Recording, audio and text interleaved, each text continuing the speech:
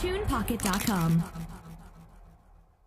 ચાલો છોકરાઓ, આપણે આપણા ચેપ્ટરમાં આગળ વધીએ. લાસ્ટ વિડીયોની અંદર આપણે સંતુલન અચળાંક વિશેની ઇન્ફોર્મેશન મેળવીને આવ્યા છે. તો જ્યાંથી આપણે અટકેલા છે ત્યાંથી આપણે આગળ વધીએ. તો આજે આપણે સમજવાનો પ્રયત્ન કરીશું એક નાનો અમથો કન્સેપ્ટ.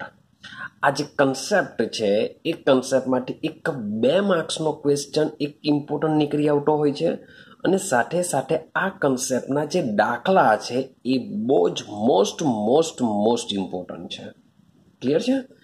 તો મીન્સ કે ચેપ્ટરને ધીમે ધીમે સમજતા જઈએ. તો આજનો વિડીયોમાં આપણે વાત કરવાના છે સમાંગ સંતુલન. એટલે કે એકચ્યુઅલી આપણે સંતુલનના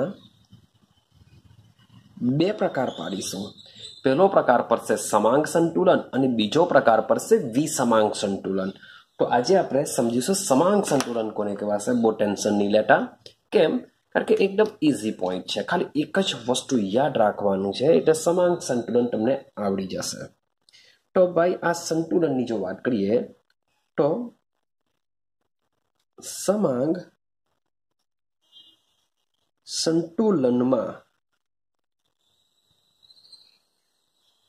બધા જ પ્રક્રિયકો અને નિપજો એક જ કલા અથવા તો બોલી શકો છો અવસ્થા. માં કલા લખીએ, માં આપણે બહાર લખીએ, કલામાં હોય છે. અથવા તો એવું લખી શકો કે જે સંતુલનમાં બધા જ પ્રક્રિયકો અને નિપજો એક જ કલામાં હોય તો તેવા સંતુલનને સમાંગ સંતુલન કહેવામાં આવે છે. બસ એકદમ સિમ્પલ છે, કઈ બહુ દિમાગ લગાવવાનું નથી. તો સમજીએ એના એક્ઝામ્પલ તરીકે લઈએ એકદમ સીધું સિમ્પલ એમોનિયા બનાવવાની હેબર પદ્ધતિનું. કારણ કે અહીં લઈ લઈએ આપણે N2 plus H2 equilibrium twice NH3. ચાલો અહીં આપણે 3 મૂકવા પડશે તો આપણું સમીકરણ શું થઈ જશે? બેલેન્સ થઈ જશે. હવે મેઇન વાત છે સમાંગ સંતુલનમાં કે અહીં જે ડાયનાઇટ્રોજન છે એ તમે ગેસ અવસ્થામાં લેશો, વાયુ અવસ્થામાં લેશો. હાઇડ્રોજન તમે વાયુ અવસ્થામાં લેશો. સાથે સાથે જે એમોનિયા બનતો હોય છે એ પણ શું છે? ગેસ અવસ્થામાં છે. તમે ચેક કરશો કે પ્રક્રિયકો અને નિપજો બધી એક સરખી કલામાં છે તો આવા સંતુલનને આપણે સમાંગ સંતુલન કહેશું. આવા સંતુલનને શું કહેશું? સમાંગ સંતુલન. એવું એક બીજું એક્ઝામ્પલ લઈએ આપણે. માની લો કે મારી પાસે એસ્ટર છે, CH3 COO CH3. આપણો એક જાતનો એસ્ટર છે. કોઈ બી જાતનો એસ્ટર લઈ શકો છો તમે. માની લો કે મારી પાસે આ એક જાતનો એસ્ટર છે.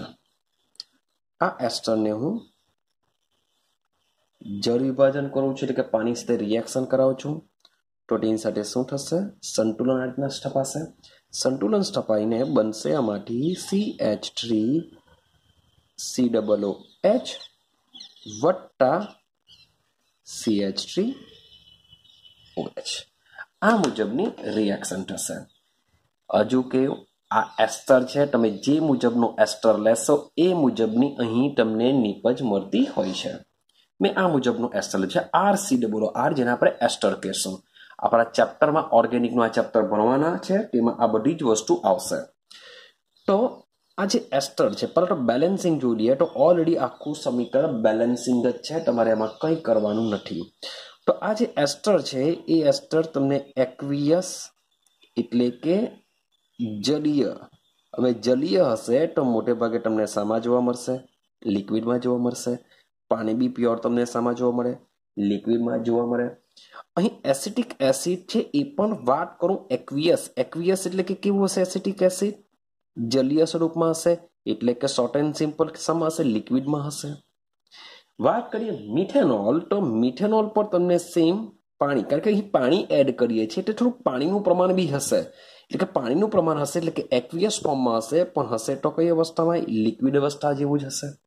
તમે ચેક કરશો કે પ્રક્રિયકો લઈ લેવું કે નિપજો લઈ લેવું, બધા જ તમને એક્વિયસ એટલે કે લિક્વિડ ફોર્મમાં જોવા મળતા હોય છે. સંતુલન સ્થપાય છે, તો આવા સંતુલનને શું કહેશું આપણે? સમાંગ સંતુલન કહેવામાં આવે છે. ક્લિયર થાય છે? ચાલો હજુ એક એક્ઝામ્પલ તમે જોઈ લો. માન લો કે તમારી પાસે છે આયનીય સંતુલન કહેશું આને આપણે, અને શું કહેશું? આયનીય સંતુલન. Fe+3 વત્તા SCN- ને કહેવામાં આવે છે થાયોસાયનેટ આયન. યાદ રાખજો, થાયોસાયનેટ આયન. તો આમની વચ્ચે શું તપાસશે? સંતુલન તપાસે અને બનશે FeSCN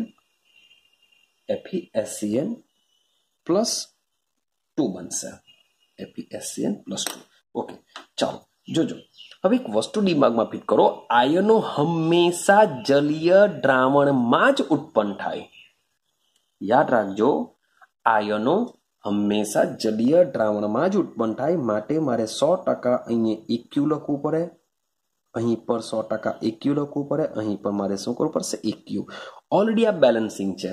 અહીં +3 ઉપર -1 એટલે કે +3 માંથી -1 જશે એટલે કે +2. અહીંયા બી તમને +2 જોવા મળે છે.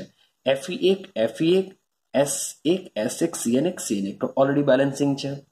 સાથે સાથે ચેક કરો, પ્રક્રિયકો એક્વિયસ ફોર્મમાં, નિપજ એક્વિયસ ફોર્મમાં, એટલે કે બધાની અવસ્થા સરખી. માટે આને પણ શું કહેવાશે? સમાંગ સંતુલન કહેવાશે. ક્લિયર થાય છે? ચાલો, તો મેં તમને પહેલા જ કીધું કે બહુ ઇઝી કન્સેપ્ટ છે આપણો સમાંગ સંતુલન. હવે આવા જ સમાંગ સંતુલનની અંદર આપણે એક બીજી કેલ્ક્યુલેશન, બીજું કંઈક વસ્તુ સમજવાનું છે. સમજો કે મારી પાસે માન લો કે સમાંગ સંતુલન હોય, પણ જે આપણી પ્રણાલી છે એ વાયુમય પ્રણાલી માટે હવે સંતુલન અચળાંક સમજવાના, જે મેં ડિસ્કશન લાસ્ટ વિડીયોમાં થોડી ઘણી કરી હતી, જેનું ડિસ્કશન મેં તમને લાસ્ટ વિડીયોમાં થોડી ઘણી હિન્ટ આપેલી હતી. કેપી અને કેસી વચ્ચે મેં તમને કીધું હતું. તો આજે આપણે મેઇન વસ્તુ એ જ વસ્તુ સમજવાના છે કે આપણી જો પ્રણાલી વાયુમય હોય, ટોટલી વાયુ હોય, તો આપણે એને કહીશું સમાંગ સંતુલન. તો સમાંગ સંતુલનમાં જે વાયુમય પ્રણાલી છે એના અચળાંક વિશે શું કરશું, તો બરાબર સમજવાનો પ્રયત્ન કરજો. ક્લિયર છે? ચાલો તો સમજો. હમણાં સુધી આપણે જે પણ પ્રક્રિયા જોઈ હશે એ પ્રક્રિયામાં આપણે લીધેલા પ્રક્રિયકો અને જે નિપજો છે કે કોઈ પણ હમણાં સુધીની જે પણ રિએક્શન જોઈને આવ્યા એ રિએક્શનની અંદર પ્રક્રિયકો અને જે નિપજોની આપણે મોલર સાંદ્રતા જોઈને આવ્યા. કયા પ્રકારની સાંદ્રતા જોઈને આવ્યા? મોલર સાંદ્રતા જોઈને આવ્યા. એટલે કે પ્રક્રિયકોની સાંદ્રતા બી આપણે મોલર સાંદ્રતા કહેતા, નિપજની બી મોલર સાંદ્રતા તરીકે લખતા, અને એના માટેના સંતુલન અચળાંકને આપણે કેસી વડે દર્શાવતા. કે પ્રક્રિયકો અને નિપજોની સાંદ્રતા જો મોલર સાંદ્રતા આપેલી હોય તો આપણે એના એ પ્રક્રિયાના સંતુલન અચળાંકને આપણે શાના વડે દર્શાવતા હતા? કેસી વડે દર્શાવતા હતા. પરંતુ માની લઈએ, આપણી જે પ્રક્રિયા છે એ પ્રક્રિયામાં લીધેલા પ્રક્રિયકો અને જે નિપજો છે એ નિપજો જો વાયુમય અવસ્થામાં હોય તો શું કરશું? જો આપણી પાસે કોઈક એવી રિએક્શન છે કે એ રિએક્શનમાં પ્રક્રિયકો અને નિપજો કઈ અવસ્થામાં છે? વાયુમય અવસ્થામાં હોય. તો વાયુમય અવસ્થામાં જે પ્રક્રિયકો અને નિપજો હોય છે એ પ્રક્રિયકો અને નિપજોના જે સાંદ્રતા છે, શબ્દ બોલું છું, તેમની જે સાંદ્રતા છે એ સાંદ્રતા મોલ પ્રતિ લીટર એને આપણે કહીને આવ્યા મોલર સાંદ્રતા. એને આપણે શું કહીને આવ્યા? મોલર સાંદ્રતા. તો મોલ પ્રતિ લીટર ને બદલે વાયુ છે એટલે કે બદલે તેમના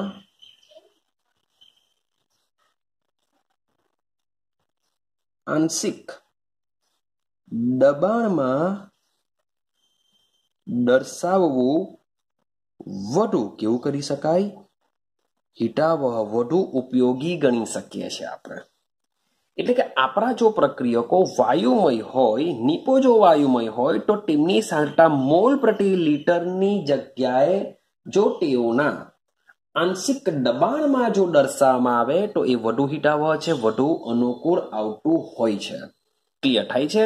માટે મેં તમને કીધેલું છે કે ભાઈ વાયુમય અવસ્થા જો હોય અને એમની સાંદ્રતા મોલ પ્રતિ લીટરમાં હોય તો તમારે એને કેસી વડે જ દર્શાવવું પડશે. પરંતુ જો સાંદ્રતા વાયુમય હોય અને સાંદ્રતા તેમના આંશિક દબાણમાં જો આપી હોય તો શું કરશું? તો આના માટે આપણે એક નવો સંતુલન અચળાંક મેળવીશું, જેની આપણે વાત કરી હતી. એના માટે આપણે કેપી લાવીશું. તો કેપીને કેવી રીતના લાવી શકાય? તો એના માટે આપણે આદર્શ વાયુ સમીકરણ પર જવું પડશે. માટે આદર્શ વાયુ સમીકરણ મુજબ ચાલો, તો આદર્શ વાયુ સમીકરણ શું છે આપણું? PV is equal two NRT. તો મારે તો ભાઈ આંશિક દબાણ મેળવવું છે. તો આંશિક દબાણ મેળવવા માટે હું શું કરા? પીને કરતા બનાવીએ તો NRT બાય વી લઈ લેવા.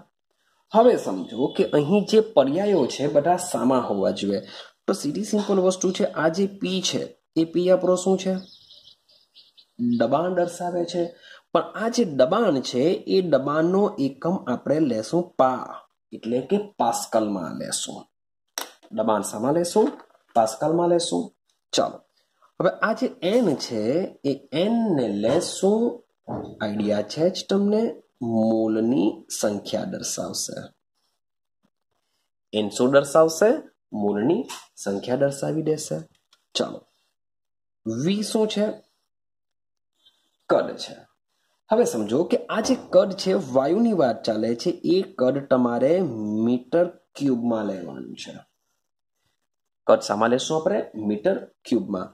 ચાલો, ટી શું છે? તાપમાન છે. 100% તાપમાન તો આપણે શામાં લઈએ છીએ? કેલ્વિનમાં જ લઈએ છીએ. હવે મજાની વાત છે, આર પર આવી જઈએ. હવે આવી જઈએ આપણે આર પર. આર આપણો શું છે? વાયુ અચળાંક કહેશું. આપણે શું કહેશું એને? વાયુ અચળાંક.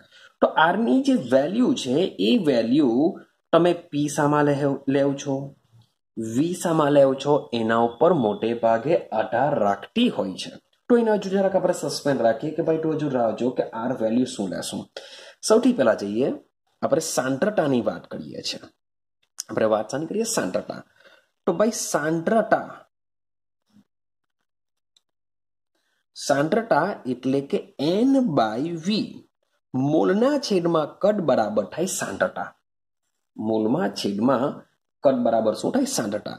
હવે અહીં જે આપણે મોલના છેદમાં એટલે કે એન બાય વી એટલે કે મોલના છેદમાં આપણે મીટર ક્યુબ કહી શકીએ. કારણ કે કદ આપણે શામાં લીધેલું છે? મીટર ક્યુબમાં.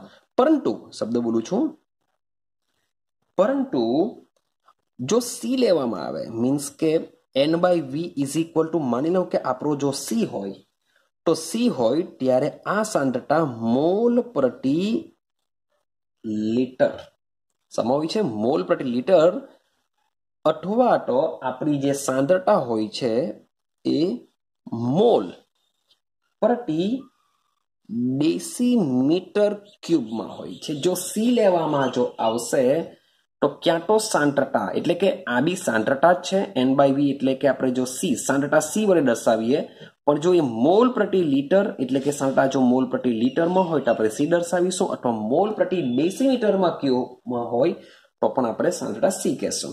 તો આ કન્ડિશનમાં તમારું જે દબાણ હશે એ દબાણ તમારે શું લેવું પડશે?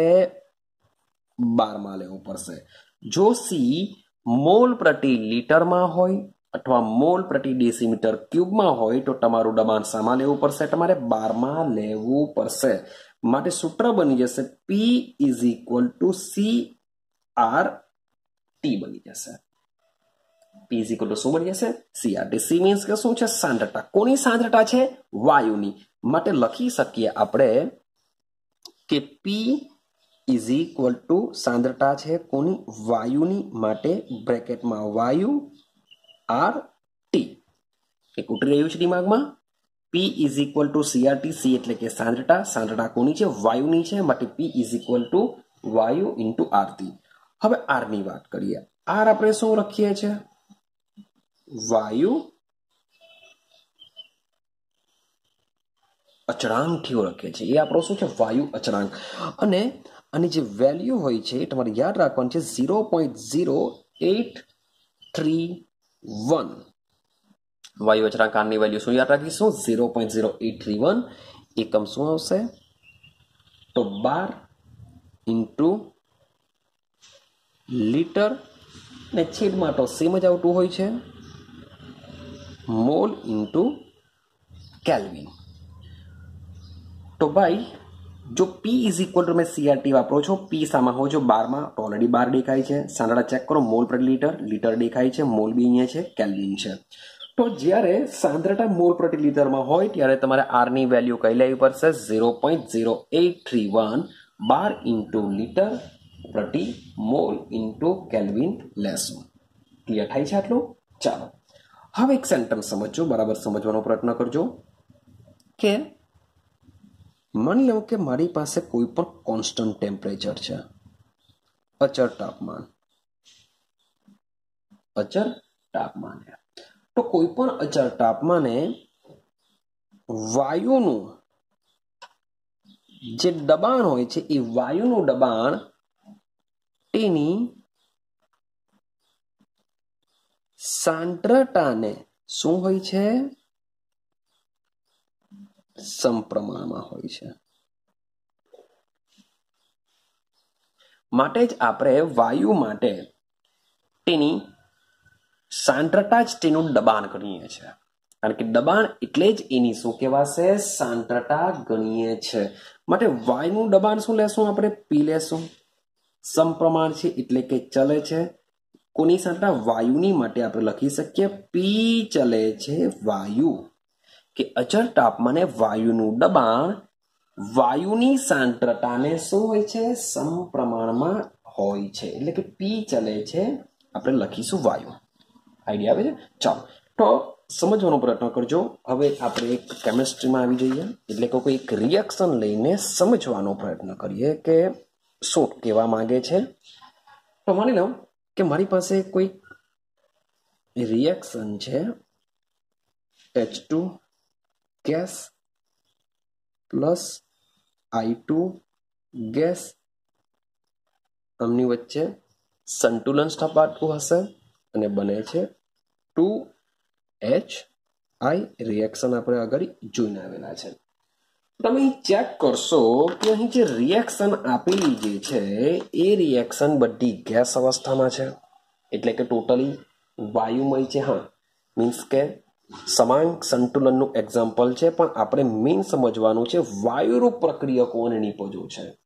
તો આના માટે માની લેવું કે જે सांद्रता આપેલી છે એ મોલ પ્રતિ લીટરમાં આપેલી છે એવું માનીને ચાલો। તો જો મોલ પ્રતિ લીટરમાં હોય તો આ પ્રક્રિયા માટેનો જે સંતુલન અચળાંક Kc નિપજોની सांद्रताનો ગુણાકાર એટલે કે HI નું હું શું કરા? સ્ક્વેર કરા। યાદ કરો લાસ્ટ વિડીયોને। પ્રક્રિયકોની सांद्रताનો ગુણાકાર એટલે કે H2 લખા અને બાજુમાં હું I2 લખી દેવા। ક્લિયર છે? એટલે કે નિપજની सांद्रताનો ગુણાકાર છેદમાં પ્રક્રિયકોની सांद्रताનો ગુણાકાર લખી શકું છું। પરંતુ આપણે એક સૂત્ર પર સમજીને આવ્યા છે કે ભાઈ આ Kc સેમ Kc છે, તો Kc માટે આ લોકોની જે सांद्रता છે એ सांद्रता તેમના આંશિક દબાણ બરાબર હોય છે। એ આપણે આગળ સેન્ટેન્સ લખીને આવ્યા કે વાયુનું જે આંશિક દબાણ છે એ તેની સાંદ્રતા બરાબર હોય છે. તો અહીં જે સાંદ્રતા છે એ તેના આંશિક દબાણ એટલે કે પોતાનું દબાણ માટે અહીં પગમાં લખીશું PHI. શું લખીશું? PHI. Same as it is square તો આવશે જ. સેમ આનું પણ આંશિક દબાણને શું કહેવાશે? PH2 bracket PI2 bracket. ખબર પડે છે કંઈ? મીન્સ કે આ છે સાંદ્રતા મોલ પ્રતિ લીટરમાં દર્શાવી છે, એટલે કે આપણો કેસી ને આ જ કેસી માટે પણ આ જે સાંદ્રતા છે એ સાંદ્રતા તેના આંશિક દબાણને સમપ્રમાણમાં હોય છે. માટે સાંદ્રતાની જગ્યાએ હું શું લખી શકું છું? એનું આંશિક દબાણ પણ લખી શકું છું. હવે તમે ઉપર આપણે એક સ્ટેપ જોઈને આવેલા હતા અને એ સ્ટેપની અંદર આપણું જે આંશિક દબાણ હતું એમાં હું તમને સમજાવું કે આપણું આંશિક દબાણ બરાબર P ઇઝ ઇક્વલ ટુ વાયુ ઇન્ટુ આરતી આવું કંઈક મેળવીને આવ્યા હતા. P ઇઝ ઇક્વલ ટુ વાયુ ઇન્ટુ આરતી. તો આ જે આંશિક દબાણની જે વેલ્યુ છે આ એટલે કે આ આંશિક દબાણનું સૂત્ર છે. તો આ સૂત્રને આપણે અહીં અપ્લાય કરીએ તો શું થશે સમજો. તો આપણે HI છે PHI, તો PHI માટે શું લખી શકીએ કે PHI એટલે કે HI નું આંશિક દબાણ બરાબર, માન લો કે HI વાયુ છે તો કોની સાંદ્રતા? ભાઈ HI ની સાંદ્રતા. HI કઈ અવસ્થામાં છે? વાયુ છે, એટલે કે હું ગેસ લખી દઉં ઇન્ટુ R ઇન્ટુ T લખાશે PHI માટે. સેમ મારે PH2 માટે લખવું છે તો PH2 ઇઝ ઇક્વલ ટુ શું થશે? H2 gas into RT. Same મારે શાના માટે લખવું છે? PI2 માટે. તો PI2 ઇઝ ઇક્વલ ટુ શું લખી શકાય? I2 gas into R into T. ચલો ક્લિયર છે? તો અહીં જે આંશિક દબાણ છે મીન્સ કે બધાના આંશિક દબાણ છે અને આંશિક દબાણનું સૂત્ર આપણે અગાડી મેળવીને આવ્યા P ઇઝ ઇક્વલ ટુ વાયુ ઇન્ટુ આરતી. તો બધાને આપણે આમાં કન્વર્ઝન કરી દીધું. હવે આ બધાની વેલ્યુ આપણે કેસીના સૂત્રમાં મૂકી દઈએ. બધાની વેલ્યુ આપણે કેસીના સૂત્રમાં મૂકી દઈએ. અથવા તો એક એવું કામ કરી શકાય કે હવે હું માની લઉં કે કેપીને કેવી રીતે દર્શાવી શકાય. તો ભાઈ કેપીને દર્શાવવા માટે પણ સેમ કેસીની જેમ જ દર્શાવવામાં આવે છે, એટલે કે KP is equal to PHI નો સ્ક્વેર. કારણ કે અહીં જે દબાણ છે એ દબાણ આપણું આંશિક દબાણ છે, માટે ખરેખર તો કેસીની જગ્યાએ આપણે શું મૂકી શકીએ? આ વસ્તુ મૂકી શકીએ છીએ. આઈડિયા આવે છે? એકચ્યુઅલી થશે શું કે અહીં તમારી સાંદ્રતા મોલ પ્રતિ લીટરમાં હોય તો કેસી આવે, પણ જો સાંદ્રતા તમારા દબાણમાં હોય, આંશિક દબાણમાં હોય તો ખરેખર આની જગ્યાએ શું મૂકી દેવાય છે? કેપી મુકાય છે. તો અહીં આ કેપીના સૂત્રમાં આ બધી જ આંશિક દબાણની વેલ્યુ આમાં આપણે મૂકી દઈએ તો શું થશે જોઈએ. તો સમજો HI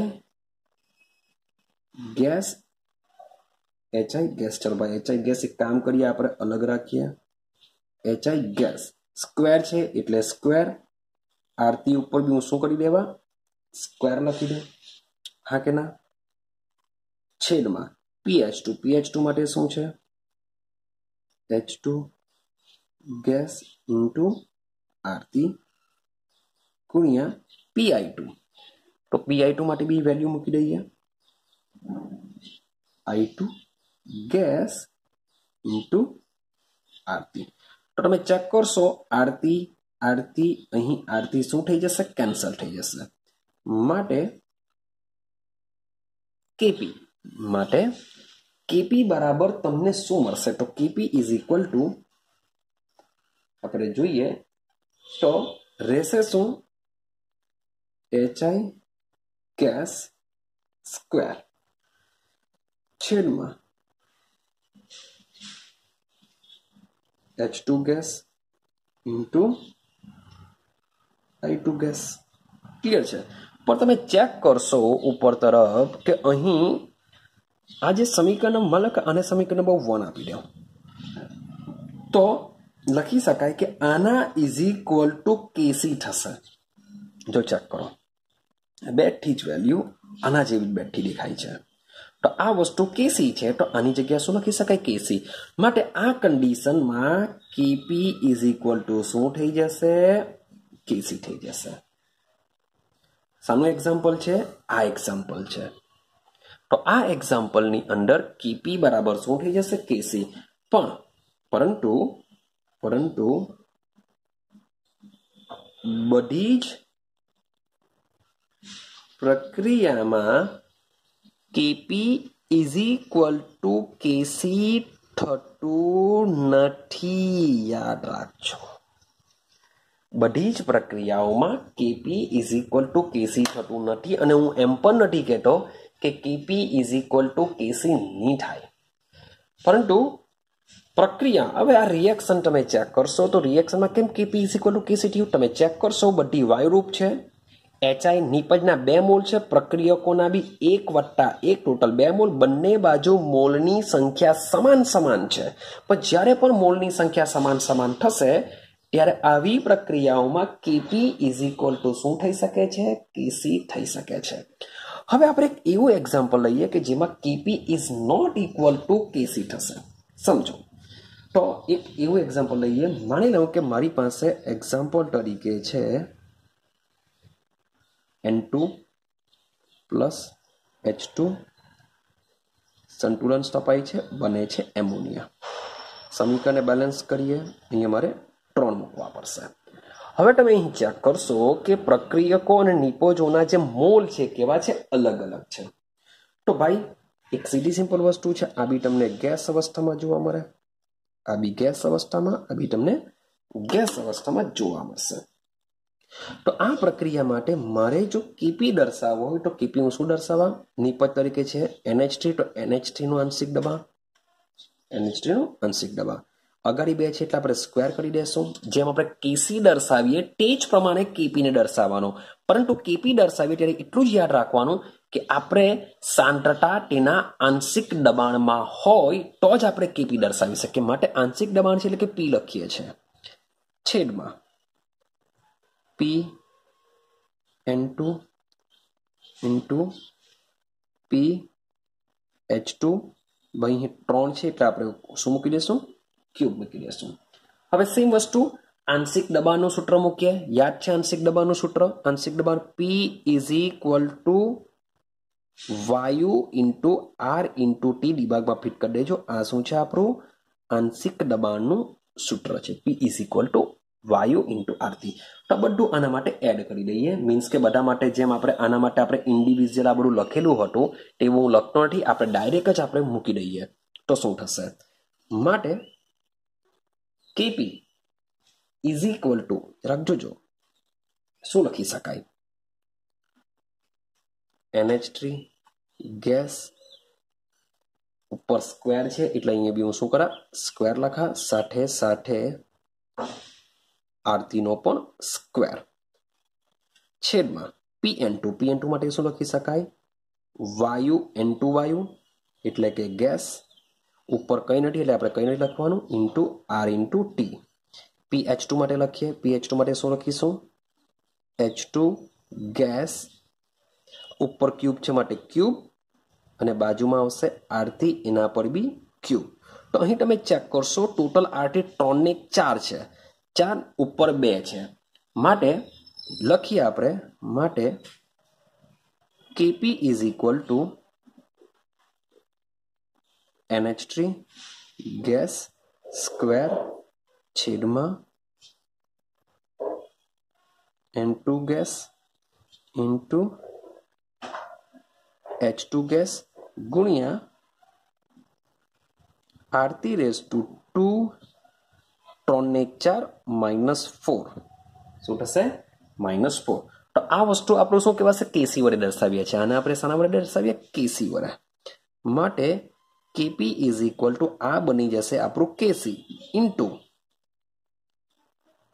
આરતી રેસ ટુ શું આવશે અહીં -2 આવશે આઈડિયા આવે છે अथवा તમે શું લખી શકો KP is equal to KC into RT raise to -2 તો અહીં તમે ચેક કરશો કે KP is not equal to KC આવતું હોય છે KP is not equal to KC આવતું હોય છે કંઈક આઈડિયા આવે છે? તો હવે સમજવાનો પ્રયત્ન કરીએ કે કેપી અને કેસી વચ્ચે સંબંધ ધરાવતું સમીકરણ શું બની શકે. કેપી અને કેસી વચ્ચે સંબંધ ધરાવતું સમીકરણ શું બની શકે એનું થોડુંક ડિસ્કશન કરીએ. ચાલો, તો એના માટે હું શું કરું છું, એક કોમન એક્ઝામ્પલ લઉં છું. તમને પૂછી શકાય 2 માર્ક્સનું. મેં તમને કીધું હતું કે આ પોઈન્ટમાંથી 2 માર્ક્સનું એક ક્વેશ્ચન અને સાથે સાથે અને રિલેટેડ જે દાખલા પૂછાય છે 5 માર્ક્સનો દાખલો, તે પણ હવેની શરૂઆત થશે. મીન્સ કે શરૂઆતમાં જે આપણે 2 દાખલા જોઈને આવ્યા એ તો બહુ એટલે બહુ નાના ઉઠે, એમાં કંઈ ધ્યાન નથી મારવાનું. એ તો મે બી તમને VSQમાં નીકળી શકે, પણ જે દાખલા જે પૂછાય છે હવે એની શરૂઆત થશે આ ટોપિક ઉપરથી. માટે બરાબર સમજવાનો પ્રયત્ન કરજો. તો આ ટોપિકને મીન્સ કે તમારે સમજવાનું જ છે કે કેપી અને કેસી એકબીજા સાથે શું સંબંધ ધરાવે છે. કેપી ક્યારે લખી શકાય, કેસી ક્યારે આવશે એ તમને ખબર હોવી જોઈએ. અને VSQની અંદર એક રિએક્શન આપી દે છે અને રિએક્શન પરથી તમને લખવામાં આવે છે કે ભાઈ એને કેસી તરીકે કેવી રીતના દર્શાવી શકાય, કેપી તરીકે કેવી રીતના દર્શાવી શકાય. આવા ક્વેશ્ચન પણ તમારી સ્કૂલ લેવલ ઉપર VSQની અંદર પૂછાતા હોય છે. તો બરાબર યાદ રાખવાનું કે આ એક રિએક્શન આપી દેશે. માન લો કે આ રિએક્શન આપી દઈને તમને પૂછ્યું કે કેસી કેવી રીતે દર્શાવાય, તો ભાઈ કેસી, માન લો કે આના માટે મારે કેસી દર્શાવવો હોય તો KC is equal to NH3 નો સ્ક્વેર છેદમાં N2 ઇન્ટુ H2 પર ક્યુબ. તો આ રીતના કેસી દર્શાવાશે. પણ જો તમને કેપી દર્શાવવાનું કે તો કેપીને તમારે શું કરવું પડશે, આ રીતના દર્શાવવું પડશે. આ રીતના કેપી દર્શાવાશે. આઈડિયા આવે છે? ચાલો, તો હવે 2 માર્ક્સનો ક્વેશ્ચન સમજીએ. કેટલા માર્ક્સનો? 2 માર્ક્સમાં મે બી આવી શકે છે. કેપી અને વચ્ચે સંબંધ ધરાવતું સમીકરણ મેળવો. કેપી અને કેસી વચ્ચે સંબંધ ધરાવતું સમીકરણ મેળવો. હવે છોકરાઓ શું કરે છે, છોકરાઓ યાર સીપી અને સીવી જે આના આગળ ભણીને આવ્યા, આગળના ચેપ્ટરમાં ભણીને આવ્યા, સીપી અને સીવી વચ્ચેનો સંબંધ ધરાવતું સમીકરણ લખી દેતા હોય છે. તો યાર સીપી અને સીવી આખું અલગ છે, એ ઉષ્માધારિતા ઉપર રચાયેલું છે સીપી અને સીવી. જ્યારે આ છે આપણો સંતુલન અચળાંકના ચેપ્ટરનો ક્વેશ્ચન છે આ, કે જેમાં સાંદ્રતા, સંતુલન અચળાંકમાં સાંદ્રતા કઈ લઈએ છે આપણે, મોલ પ્રતિ લિટર લઈએ તો કેસી આવશે, જો આંશિક દબાણ લઈએ તો કેપી આવશે. તો આ 2 વચ્ચે સંબંધ ધરાવતું સમીકરણ તમારે લખવાનું હોય છે. પણ સીપી અને સીવી પૂછી કરે, સીપી અને સીવી લખી કાઢતા હોય, અને સીપી અને સીવી લખવાનું કહે તો કેપી ને કેસી લખશે. તો ભાઈ જરા યાદ રાખજો, બંને વસ્તુ અલગ અલગ છે. જે વસ્તુ પૂછાયું હોય તે રીતના તમારે લખવું પડશે. તો છે કેપી અને કેસી વચ્ચે સંબંધ ધરાવતું સમીકરણ મેળવો, અથવા સંબંધ મેળવો, આ રીતના ક્વેશ્ચન હશે. તો સૌથી પહેલા આના માટે તમારે એક સામાન્ય પ્રક્રિયાને ધારી લેવાની, કે ધારો કે એક સામાન્ય પ્રક્રિયામાં નીચે પ્રમાણે સંતુલન સ્થપાયું છે. તો રિએક્શન બરાબર જોજો, સ્મોલ a કેપિટલ A, એટલે કે પ્રક્રિયક એ છે એના મોલ કેટલા છે સ્મોલ a, વત્તા સ્મોલ b કેપિટલ B, બી પ્રક્રિયક છે એની અગાડી એના સ્મોલ b એના મોલ છે. આમની વચ્ચે શું સ્થપાય છે, સંતુલન સ્થપાય છે. સ્મોલ c કેપિટલ C નિપજ છે, વત્તા સ્મોલ d કેપિટલ D નિપજ છે. તો અહીં જે સ્મોલ લેટર્સમાં આપેલા છે એ પ્રક્રિયકો અને નિપજોના મોલ છે, અને જે કેપિટલ લેટર્સમાં આપેલા છે એ પ્રક્રિયકો અને નિપજો છે. આ રિએક્શન છે. તો આ પ્રક્રિયા માટે ચાલો આપેલા તો ધારી લીધી. આ પ્રક્રિયા માટે કેસી નીચે મુજબ દર્શાવી શકાય. તો આપણે શું કરીએ, આ રિએક્શન માટે કેસી દર્શાવવાનો પ્રયત્ન કરીએ. तो केसी इज इक्वल टू शू थशे निपजनी सांद्रतानो गुणाकार निपज तरीके छे सी ऊपर आपे लखी देशुं सी बीजो प्रक्रियक छे डी ऊपर लखी देशुं स्मॉल डी छेदमां प्रक्रियकोनी सांद्रता प्रक्रियको तरीके छे ए ऊपर लखी देशुं ए छेदमां आवशे बी ऊपर लखी देशुं बी तो आ रीतना आपणे केसे दर्शावी शकीए आ समीकरणने 1 नंबर आपी दઈએ कारण के आनो पछी काम लागशे। क्लियर थई गयुं? चलो हवे हूँ જરાક पेज बदली करीए। चलो हवे आगळनी वात करीए परंतु आ प्रक्रियामां प्रक्रियको अने निपजोनी सांद्रता आंशिक दबाणमां होय तो तेना माटे केपी नीचे मुजब दर्शावी शकाय। तो हवे आपणे शुं करीशुं केपी दर्शावशुं।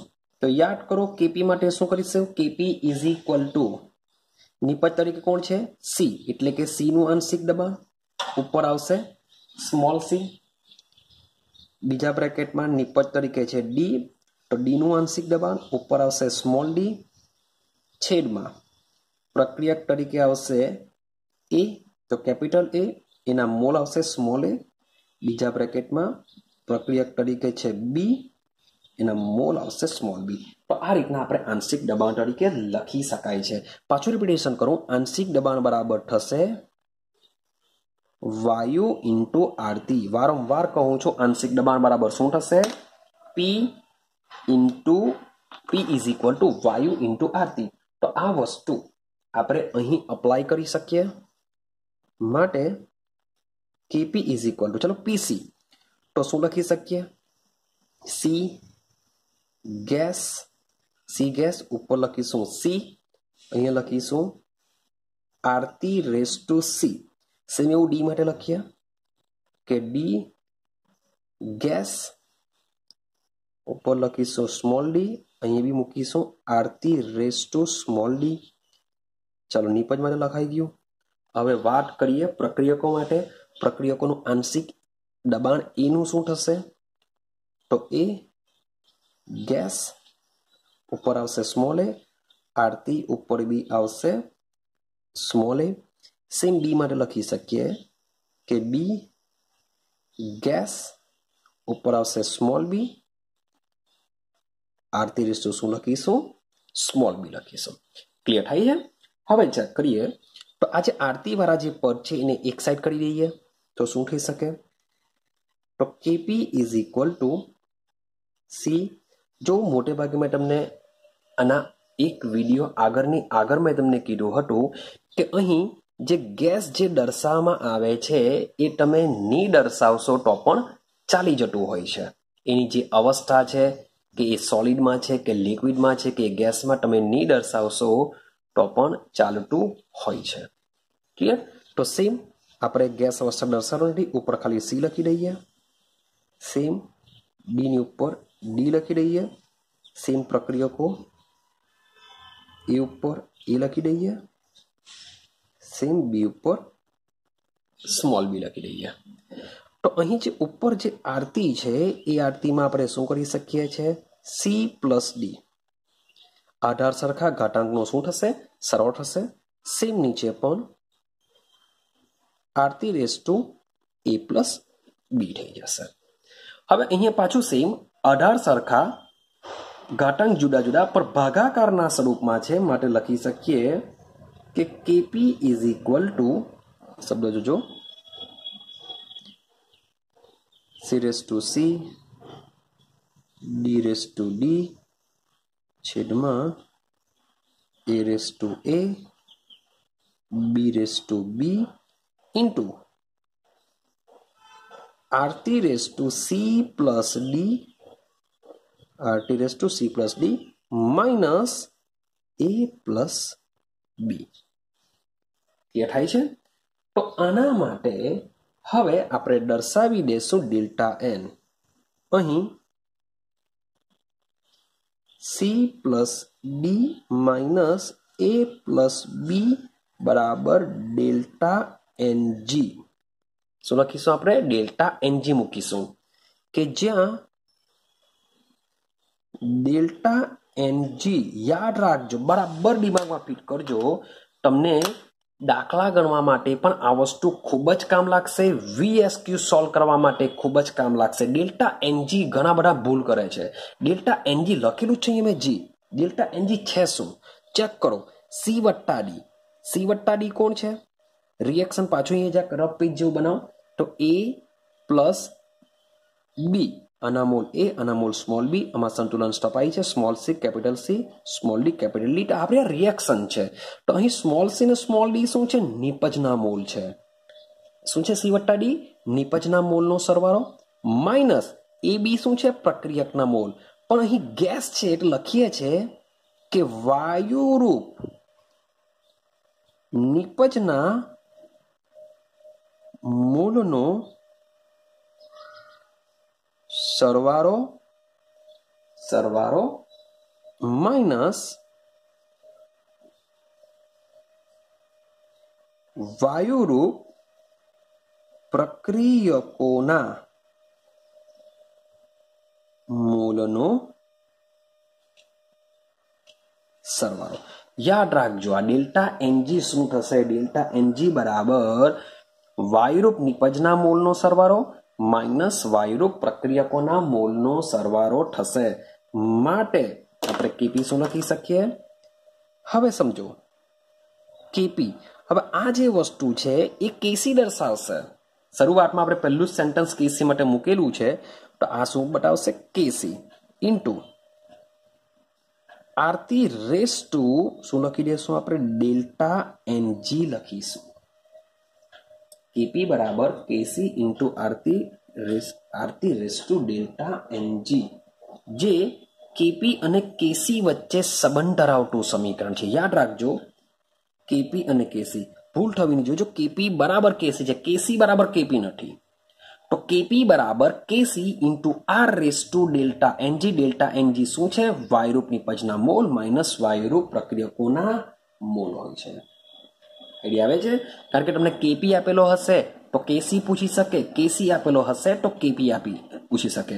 અથવા કોઈ વાર એવું બી કરે છે કે માન લો કે એક VSQ બી પૂછેલો કે N2 plus H2 equilibrium twice NH3 આવી રિએક્શન આપી દેશે ને રિએક્શન પરથી તમને પૂછે કે આ પ્રક્રિયા માટે કેપી અને કેસી વચ્ચેનો સંબંધ શું?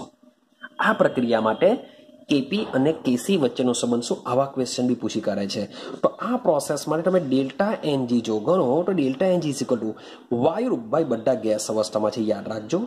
આ બધી રિએક્શન કેવી છે? ગેસ અવસ્થામાં. તમારે ગેસ અવસ્થામાં હોય તેના જ મોલને ગણતરીમાં લેવાના છે. સોલિડ, લિક્વિડ કે પછી એક્વિયસ હોય તો તેના મોલને તમારે ગણતરીમાં લેવાના નથી. માટે વાયુરૂપ નિપજ કેટલા છે? 2. વાયુરૂપ પ્રક્રિયક કેટલા? 3 ને 4 મોલ, તો 4. તો ડેલ્ટા એનજી કેટલા હોવાનો? -2. તો આ રિએક્શન માટે KP is equal to KC into RT raise to -2. બસ ત્યારથી તમને 1 માર્ક્સ મળી જશે. ઉતરે ભાગમાં. તો આવી રિએક્શન આપીને બી કેપી અને કેસી વચ્ચેનો સંબંધ તમને પૂછી શકે છે. તો આટલું ખાલી તમારે દર્શાવવાનું હોય છે. આટલા 2 સ્ટેપ ખાલી ડેલ્ટા એનજી શોધી કાઢો, લખી કાઢો. ક્લિયર થાય છે? તો 2 માર્ક્સની અંદર તમારે અહીં સુધી કમ્પ્લીટ કરવાનું હોય છે. KP is equal to KC into RT raise to delta n g. અને સાથે સાથે આ સૂત્ર દાખલા ગણવા માટે પણ કામ લાગશે. ક્લિયર છે? હવે સમજો કે બસ તમારે થિયરી તો 2 માર્ક્સમાં આટલે સુધી જ લખવાની છે. હવે થોડુંક આગળનું સમજીએ. હવે જ્યારે પણ તમે કેપીની ગણતરી કરશો ત્યારે કેપી માટે જે દબાણ હોય છે એ દબાણ મોટે ભાગે શામાં લેવામાં આવે છે? બારમાં દર્શાવવામાં આવે છે. ક્લિયર છે? અને યાદ રાખવાનું છે કે જો તમને દબાણની પ્રમાણિત અવસ્થા, બાર પાછી શું છે? દબાણની આપણી પ્રમાણિત અવસ્થા છે. तो एना कन्वर्जन तमारे याद राखवाना छे कि जो मे बी पास्कल होय तो 1 पास्कल बराबर 1 न्यूटन प्रति मीटर स्क्वेर। 1 पास्कल बराबर थतुं होय छे 1 न्यूटन प्रति मीटर स्क्वेर અને સાથે સાથે 1 બાર બરાબર 10⁵ પાસ્કલ હોય છે। 1 બાર બરાબર શું હોય છે? 10⁵ પાસ્કલ હોય છે। તો આ થોડુંક તમારે યાદ રાખવું પડશે। ક્લિયર છે? તો અહીં સમાંગ સંતુલન બહુ ઈઝી છે કે પ્રક્રિયકો અને નિપજો એક જ કલામાં હોય અને સંતુલન સ્થપાતું હોય તો એવા સંતુલનને આપણે સમાંગ સંતુલન કહેશું। મેઇન સમજવાનું છે કે પ્રક્રિયકો અને નિપજો જો વાયુ અવસ્થામાં હોય એટલે કે ગેસ સ્ટેટમાં હોય તો એના માટેના સંતુલન અચળાંકને આપણે કેસી વડે બી દર્શાવી શકાય અથવા કેપી વડે બી દર્શાવી શકાય। મેઇન છે કેસી વડે ક્યારે દર્શાવી શકાય? જો સાંદ્રતા મોલ પ્રતિ લીટરમાં આપેલી હોય તો કેસી, પણ જો સાંદ્રતા તેમના આંશિક દબાણમાં આપી હોય તો આપણે એને કેપી વડે દર્શાવીશું। અને પછી આપણે કેસી અને કેપી વચ્ચે સંબંધ મેળવ્યો કે કેપી બરાબર KC into RT raise to delta NG, જે 2 માર્ક્સનો ક્વેશ્ચન તમારો ઇમ્પોર્ટન્ટ પૂછી શકાય છે સ્કૂલ લેવલ ઉપર। આઈડિયા આવે છે? તો બસ આજના વિડીયોમાં આપણે આટલી જ વાત કરીશું। મીન્સ કે 2 માર્ક્સની આ થિયરી છે કેપી અને કેસી વચ્ચેનો સંબંધ, તે કોઈ બી હિસાબે કમ્પ્લીટ કરજો। હવે પછીના વિડીયોમાં આપણે સમજવાનો પ્રયત્ન કરીશું આના ન્યુમેરિકલ્સ કે કેવી રીતના દાખલાઓ પૂછાય છે। તો મે બી તમારી એક્ઝામમાં તમને જે એક્ઝામ્પલ આપેલા છે એમાં 3 ક્વેશ્ચન આપેલા છે, એમાં 2 ક્વેશ્ચન તો બહુ સિમ્પલ છે, પણ એક જે ક્વેશ્ચન છે જે ઘણો બધો મોટો છે એના જેવા જ ક્વેશ્ચન પૂછાય છે અથવા એ પણ સ્કૂલ લેવલ ઉપર પૂછાઈ જતો હોય છે 5 માર્ક્સની અંદર। આઈડિયા આવે છે? માટે એને કેવી રીતના ગણવાનું છે, શું યાદ રાખવાનું છે, બધી જ વસ્તુ આપણે નેક્સ્ટ વિડીયોમાં વાત કરીશું। માટે નેક્સ્ટ વિડીયો પણ તમારી એક્ઝામ માટે ઇમ્પોર્ટન્ટ બનવાનો છે। સાથે સાથે મેં તમને કીધેલું છે કે JEE નીટ કન્સેપ્ટમાં અહીંયા જે સંતુલન ચેપ્ટર છે એ ચેપ્ટર અને કોઈક બીજું ચેપ્ટર ભેગું કરીને તમને દાખલા પૂછાતા હોય છે। માટે આ સંતુલન ચેપ્ટર બહુ ઇમ્પોર્ટન્ટ છે JEE નીટ માટે પણ। ક્લિયર છે? તો થોડું સમજતા જઈએ, થોડી આવી વાળી વાતો કરતા રહેશો જેથી તમે કોન્સન્ટ્રેટ કરજો। હજુ પણ વિડીયોને લાઈક સબસ્ક્રાઈબ નહીં કર્યું હોય તો કરી દેજો અને તમારા ફ્રેન્ડ સર્કલમાં જો તમે શેર કરવા માંગતા હોય તો બી કરી શકો છો। તો મળીશું હવે નેક્સ્ટ વિડીયોની અંદર।